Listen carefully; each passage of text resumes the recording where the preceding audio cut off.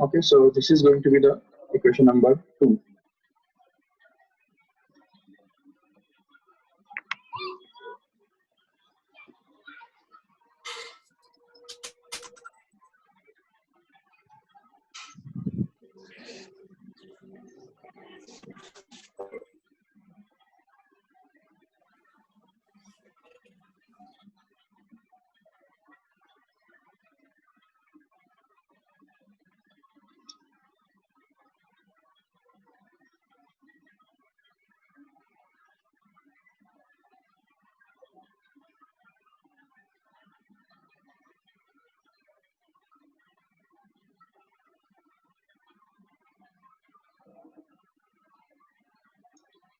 Okay, so let us continue.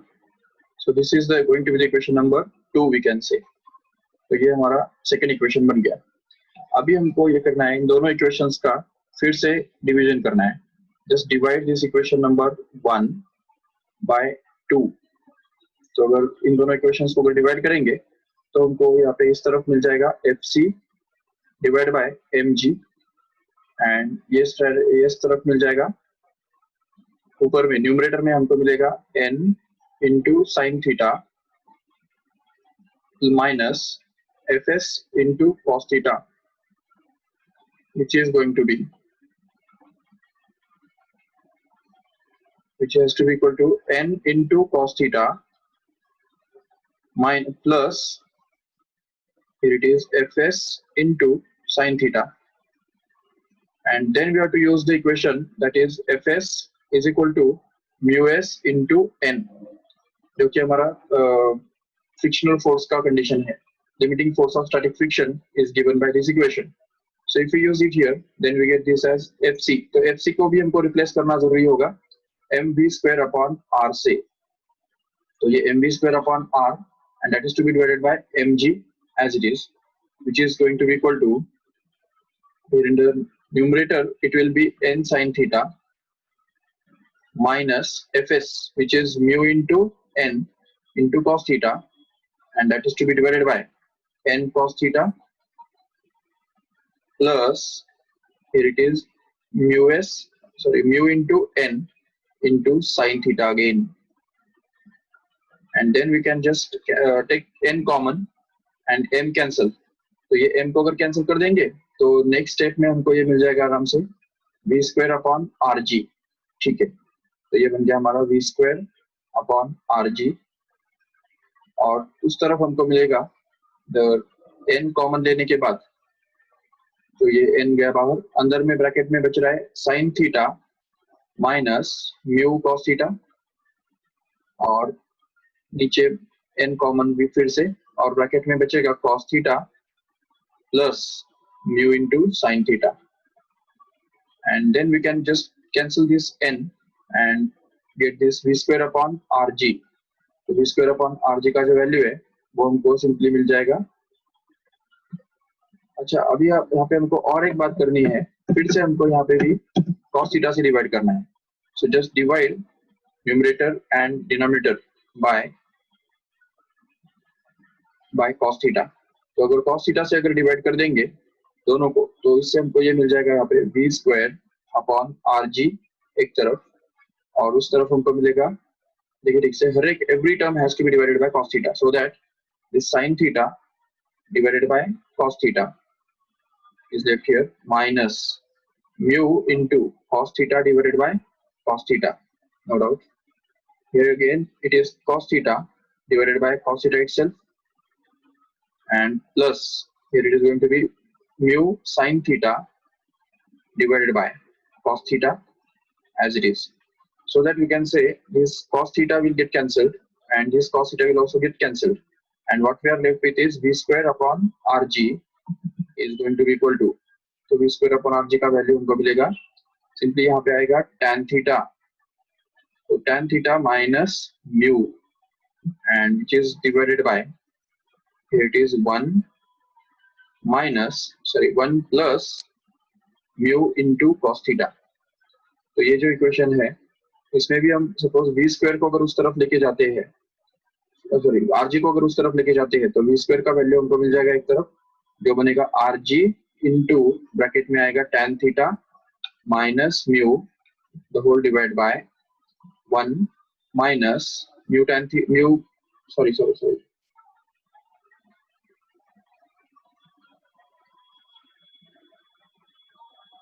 here it should be cos theta, sorry tan theta, right? Because sin theta upon cos theta, it's going to be tan theta. So 1 minus mu into tan theta. ये जो equation है ये हमको आराम से मिल जाएगा और उससे हम v भी निकाल सकते हैं आराम से. So the safety speed limit or minimum speed with which the vehicle can travel along such a banked road can be given by the formula v equal to root of rg into bracket tan theta minus mu divided by 1 minus mu tan theta, sorry 1 plus mu tan theta, नीचे plus आएगा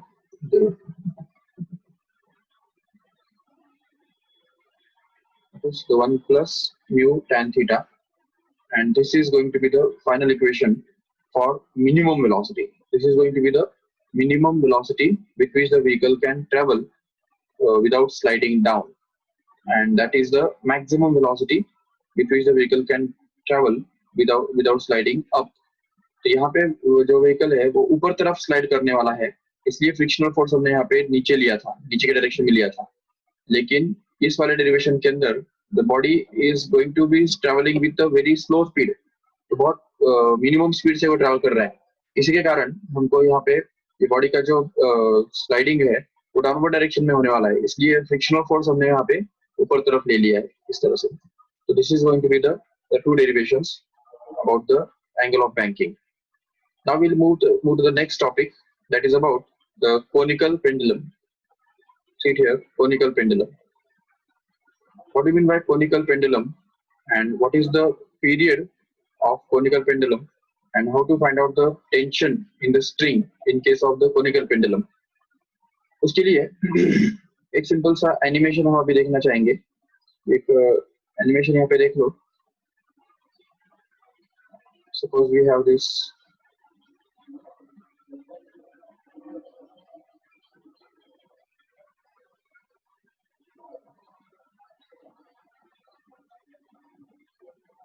सभी को दिखाई दे रहा है, तो हम समझ सकते हैं कि conical pendulum consists of a string which is suspended from a rigid support like this here. यहाँ पे एक rigid support हुआ करता है ऊपर, O point उसको नाम दे देंगे हम, और फिर यहाँ पे जो इस पॉइंट पे एक बॉब होता है, जो एक बॉल होता है जो यहाँ पे एक स्ट्रिंग के द्वारा बंधा हुआ है. ये स्ट्रिंग है जिसका लेंथ L पकड़ा जा सकता है, और उसके बाद फिर ये जो बॉब है वो इसको अगर हम सपोज एक वर्टिकल वेलोसिटी दे देंगे, सॉरी परपेंडिकुलर वेलोसिटी अगर दे देंगे, तो उस वेलोसिटी के कारण वो बॉल जो है घूमेगा और एक सर्कल परफॉर्म करेगा इस तरह से. देखिए ठीक से, suppose we consider this as a conical pendulum. This is going to be the example of conical pendulum. we'll see clearly how the pendulum revolves in a circular orbit like this. तो ये जो circular orbit है उस orbit के अंदर ये conical pendulum घूमता है. अभी इसमें हम एक बात देख सकते हैं कि अगर हम उसको अगर स्पीड बढ़ाएंगे तो क्या होगा, उसका इफेक्ट क्या होगा हम समझ सकते हैं आराम से. If you go on increasing the speed of this pendulum, suppose speed is increase like this, देखो से हम सपोज उसको रोकते थोड़ा समय तक और अगर स्पीड को बढ़ा देते हैं और फिर उसको अगर एनिमेट करते हैं तो हम देख पाएंगे यहाँ पे कि जैसे हमने स्पीड बढ़ाया तो उसकी वजह से उसका जो एंगल है वो बढ़ गया. कौन सा एंगल दिख रहा है यहाँ पे? We are talking about the angle which is made by the string with the vertical here. तो इस एंगल के बारे में हम बात कर रहे हैं. Suppose it's just stop it here and will see this angle we are talking about here. ये जो एंगल होता है ये एंगल एक्चुअली थीटा कहलाता है, इसको हम थीटा बोलते हैं. और ये एंगल बढ़ता है अगर हम कोनिकल पेंडुलम का स्पीड बढ़ाएंगे तो.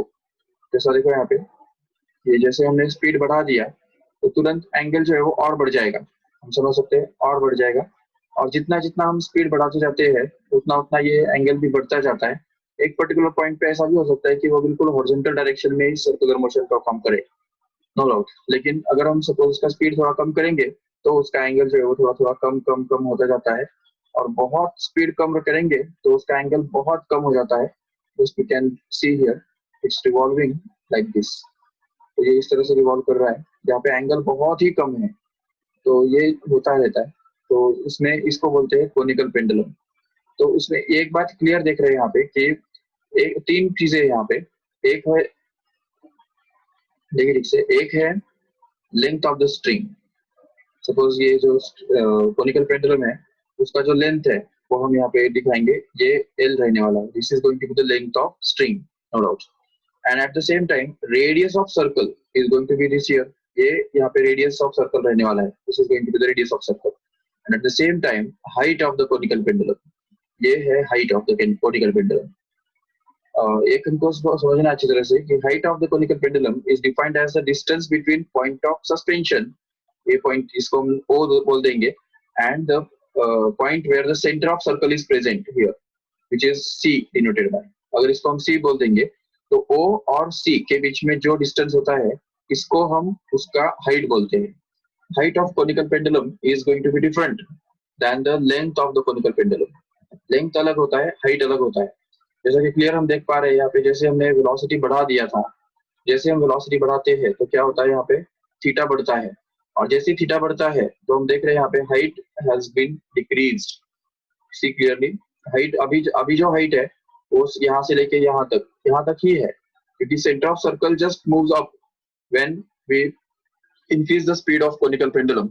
एंड इसका रीजन भी हम ऐसा भी बोल सकते हैं कि जैसे हम उसका स्पीड बढ़ाते हैं तो उसके ऊपर जो फोर्स काम कर रहा है, सेंट्रीफ्यूगल फोर्स इसको हम बोलते हैं, एफसी से डिनोट कर सकते हैं। तो ये फोर्स एक्चुअली बढ़ता है, और इस फोर्स के बढ़ने के कारण ही एंगल भी बढ़ जाता है, और उसकी वजह से हाइट कम हो जाता है, हम ये समझ सकते हैं। तो इसलिए रेडियस बढ़ेगा तो हाइट कम होगा, और अगर रेडियस अगर कम किया जाएगा तो हाइट बढ़ेगा। इन दोनों के बीच में जो है एक कंपेंसेशन टाइप का रिलेशनशिप होता है हमेशा, क्योंकि यहाँ पे length is going to be the constant, length of the string is fixed, and that's why we can say as soon as the length, as soon as the radius increases, height has to decrease। और उससे भी आगे जाके हम ये समझ सकते हैं कि लेंथ, हाइट और रेडियस, इन तीनों के बीच में ये फिक्स्ड रिलेशनशिप हमेशा हुआ करता है। देखिए ठीक से, ये लेंथ है, ये हाइट है इधर तक, और ये रेडियस है यहाँ पे। तो रेडियस और हाइट और लेंथ, इन तीनों के बीच में जो रिलेशनशिप है वो हम इस तरह से दिखा सकते हैं, इसको पाइथागोरस थ्योरम से भी हम एक्सप्रेस कर सकते हैं। L square is always going to be equal to H square plus R square. तो this is the relationship between length, radius and height, which is always there in case of the conical pendulum, remember. तो ये conical pendulum के case में ये हमेशा relationship होता ही है, ये अच्छी तरह से हमको याद रखना है, ठीक है। और इसको हम अलग अलग पॉइंट ऑफ व्यू से भी देख सकते हैं आराम से। अगर if we see this conical pendulum from the top view, अगर हम टॉप व्यू से अगर हम देखेंगे तो उसका अगर भले वो मोशन में है, लेकिन फिर भी अगर ऊपर से हम देखेंगे तो हमको सिर्फ एक सर्कल दिखाई देगा जिसका रेडियस आर होगा, नो डाउट। और अगर साइड से दिखेंगे, साइड से अगर हम देख रहे हैं तो उस केस में हमको बिल्कुल वो एक हॉरिजॉन्टल लाइन में इस तरह से मूव करता दिखा हुआ देगा, क्योंकि सर्कल हमको नहीं दिखेगा, क्योंकि वो पीछे जाने के बाद और आगे आने के बाद वो सेमी लेवल पे है, इसलिए हमको इस तरह से वो दिखेगा। लेकिन सिर्फ एक पर्टिकुलर एंगल पे अगर हम उसको देखेंगे तब जाके हमको वो इस तरह से दिखाई देगा, no doubt. So this is going to be the conical pendulum. You will see clearly as its speed, as it rotates about the vertical line, तो उसका जो angle made by the string will be important, length of the string is very important, and height of the conical pendulum and radius of the conical pendulum are going to be the deciding factors। and even ये भी हम समझ सकते हैं किसी भी एक particular position पे इस स्ट्रिंग के अंदर, इस कॉनिकल पेंडुलम के स्ट्रिंग के अंदर भी कुछ ना कुछ टेंशन होगा जरूर। इस स्ट्रिंग के अंदर जो टेंशन होगा वो टेंशन भी हमको इस समय निकालना है। you have to find out the expression for tension also, okay। so ये सब हमने अच्छी तरह से समझ लिया कि what happens in case of the conical pendulum and how it actually performs rotations in this way। तो अभी हम we are in a position to derive the equation for its period and its velocity। तो let us try to derive the equation for period and velocity. Let us go on the board once again and see what happens. So consider करो एक conical pendulum जो कि यहाँ पे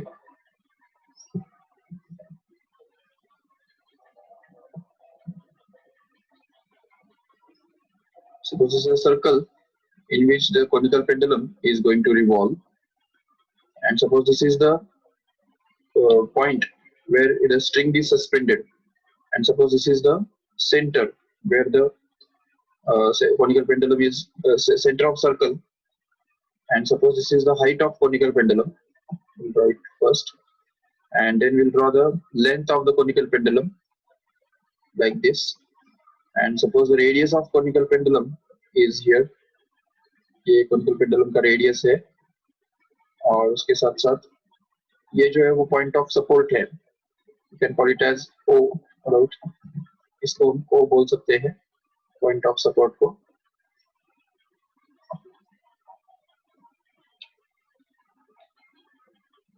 ठीक है, नहीं तो कोई जरूरत नहीं है point of support की, तो चलो इसको O बोल देंगे.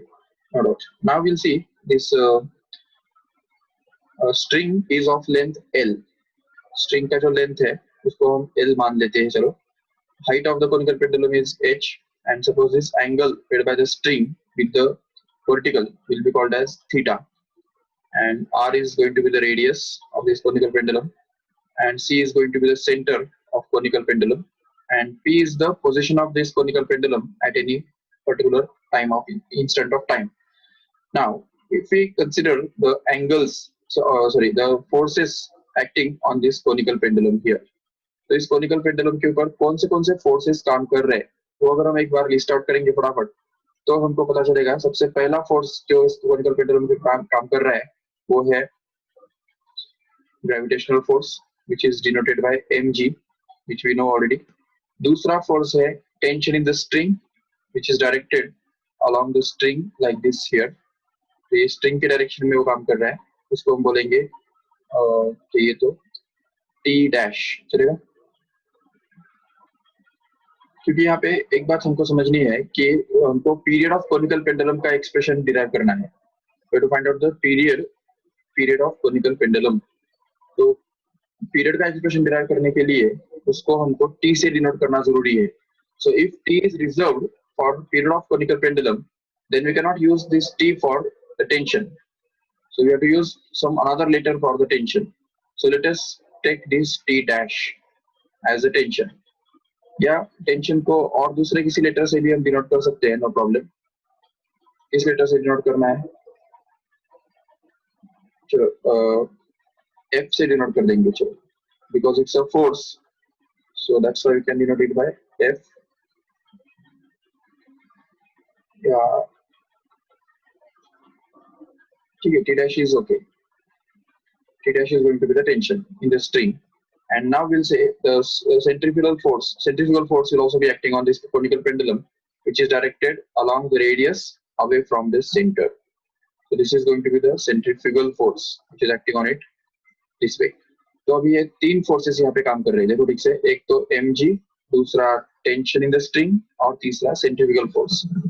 तो इनमें से ये fc और mg already they are in along the x-axis and y-axis. If we take this x-axis along the fc and y-axis along mg, only t dash needs to be resolved. तो इस t dash को resolve करना जरूरी होगा, जिसको हम resolve करेंगे दो कंपोनेंट्स में, one of which will be the vertical one like this. तो ये जो है इसका वर्टिकल कंपोनेंट हो गया, इसको हम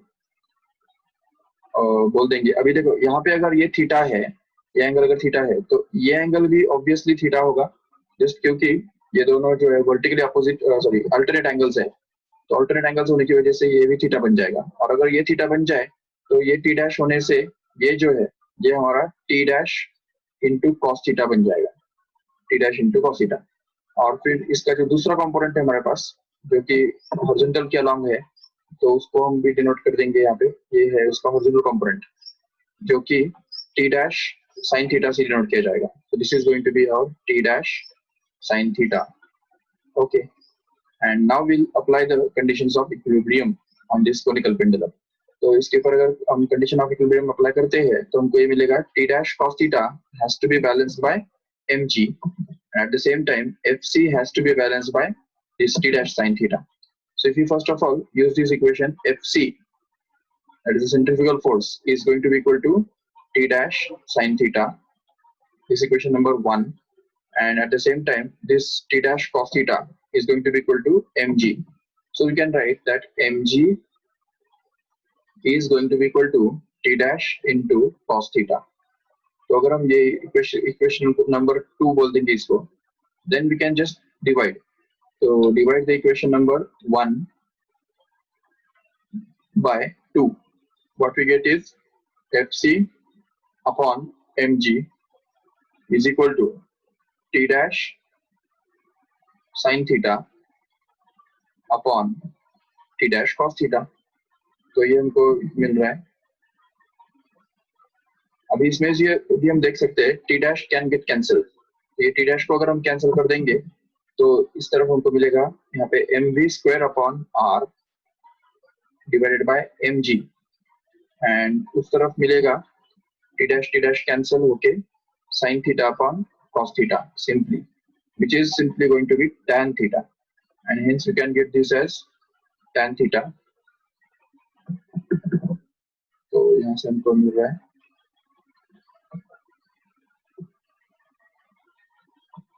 देखिए ठीक से tan थीटा. तो इसमें से m के कैंसिल कर सकते हैं, m gets cancelled, and what we are left with is simply v square upon rg is going to be equal to tan theta, and then we can write that v square is equal to rg into tan theta, which is once again the same equation which you have got about in case of the angle of banking. तो banking of roads के case में जो हमको equation मिला था, यही वो equation है R G tan theta. No doubt. So this is the linear velocity with which the conical pendulum moves along the circle. Okay. But if you want to find out the value of tan theta here, तो इसमें से अगर हम ये tan theta का value जो अभी ऊपर में दिख रहा है, तो वो अगर यूज करेंगे tan theta, एक तरफ से तो tan theta is equal to v square upon rg है, no doubt.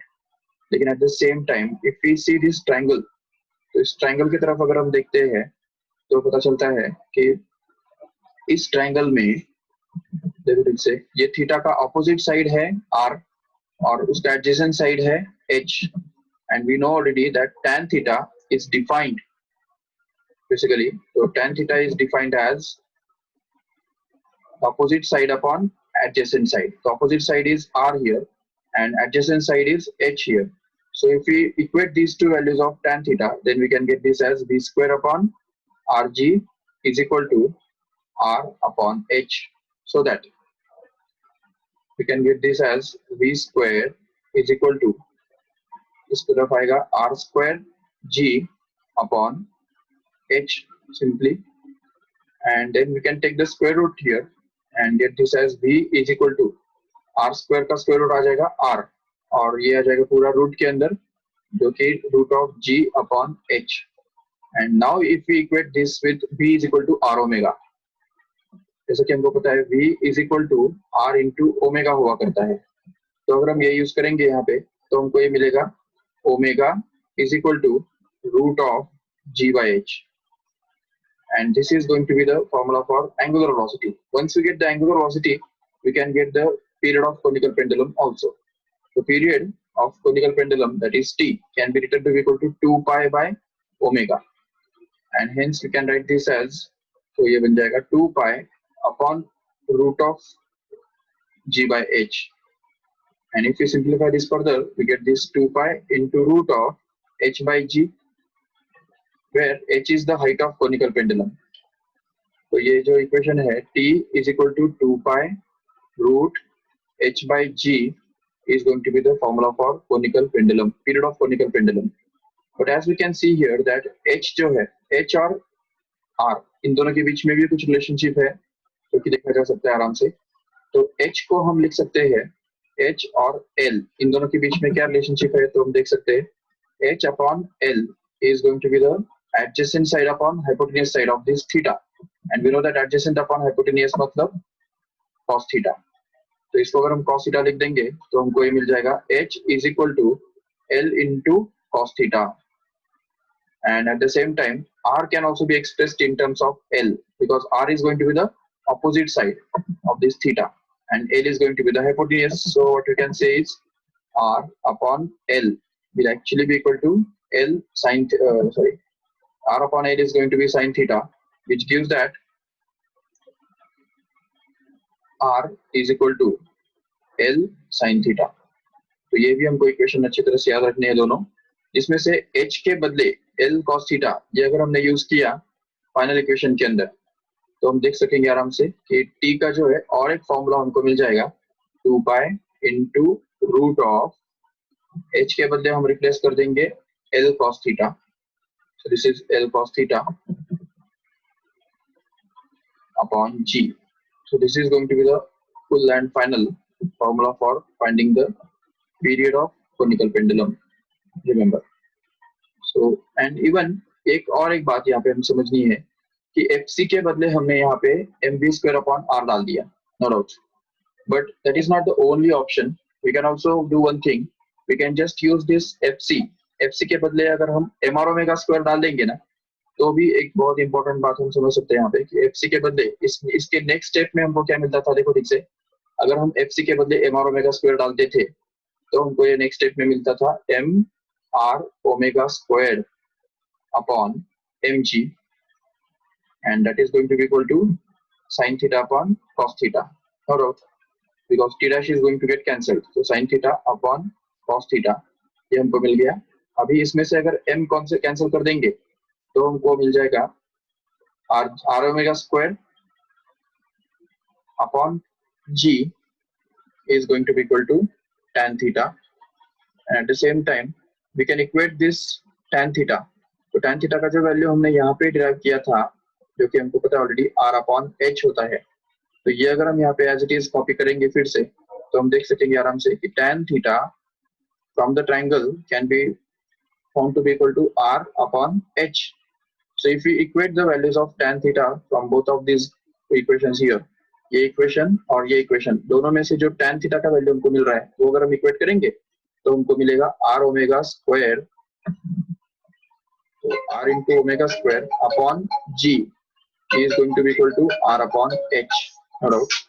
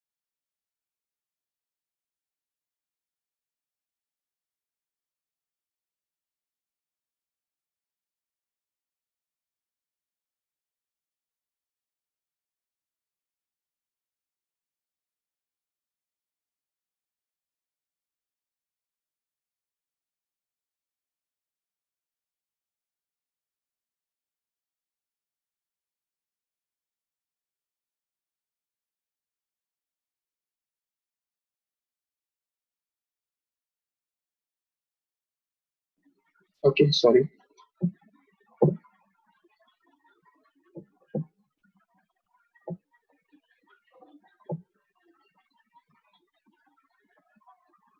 So basically ये हमने देखा अभी कि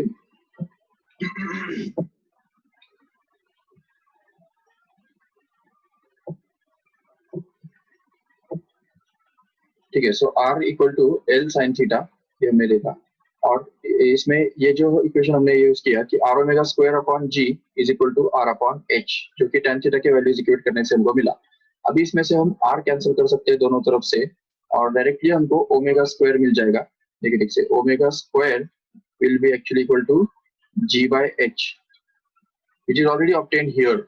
ये जो हमको मिला था ओमेगा का वैल्यू, तो वो हमको यहाँ पे डायरेक्ट मिल जाएगा। तो omega will be equal to root of g by h, and once we get this omega, we can easily find out the period also. The period can be found out to be equal to 2 pi by omega. So period will be equal to 2 pi into reciprocal of omega, which is root of h by g, where h is going to be same as L cos theta, and hence we can get this period of conical pendulum to be equal to 2 pi root L cos theta upon g, and this is going to be the formula, final formula for period of conical pendulum, remember.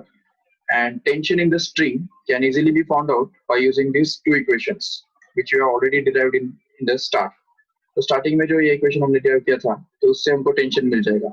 Either we can just get this tension by just transferring this cos theta in the denominator in this side, or we can just get this tension t dash by transferring this sin theta in the denominator in this side, so as to get this as a tension. The tension in the string can actually be found out. Now we'll see ये जो derivation हमने किया वो हमारे text book के अंदर जो है वो कहाँ पे है।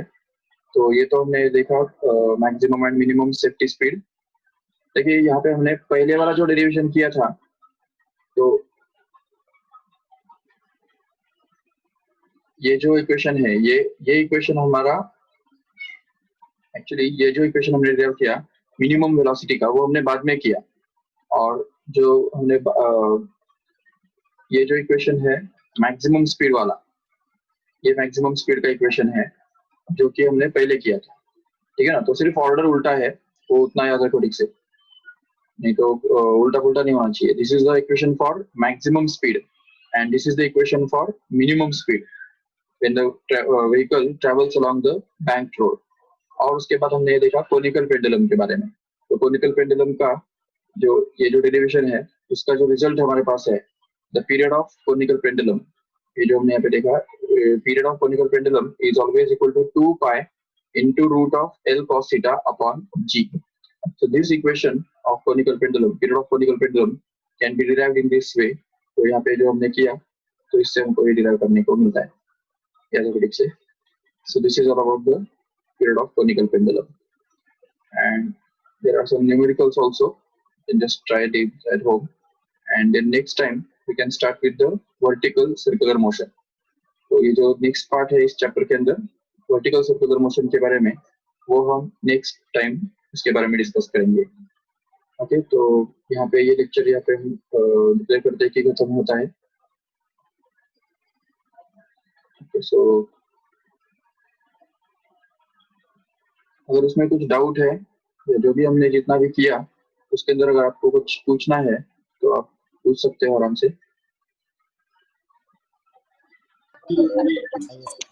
मैंने आपको सभी को अनम्यूट कर दिया है।